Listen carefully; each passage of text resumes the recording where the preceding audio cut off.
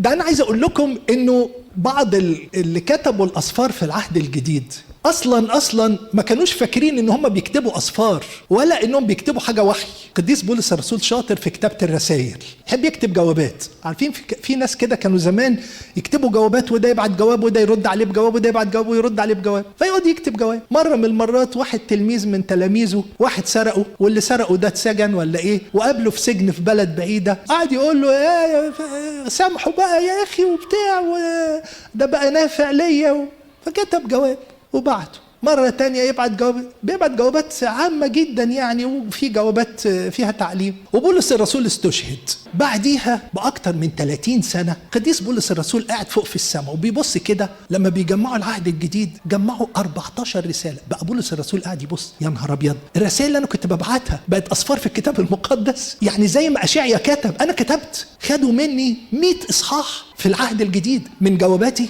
ده أنا بكتب جواب يا جماعة، ده حتى اسمها رسالة. انتوا فاهمين عايز اقول لكم ايه؟ يا نهار ابيض، الرسائل اللي انا كنت ببعتها بقت اسفار في الكتاب المقدس. يعني زي ما اشعيا كتب انا كتبت. خدوا مني 100 اصحاح